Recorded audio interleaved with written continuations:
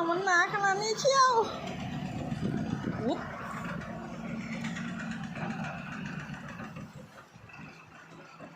จนต้องไปเอารถมาไถออกเอา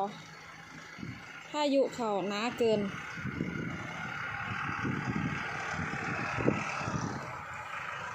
แล้วตรงนี้มันคือบ่ดันหรอ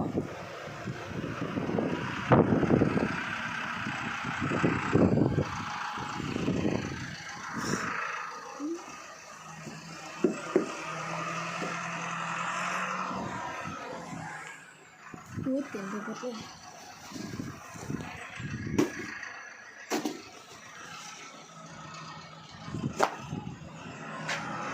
เต็มไปหมดเลยพี่น้องเอ้ย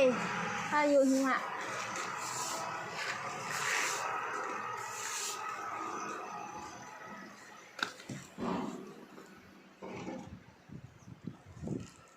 เบิ่งเอ้ย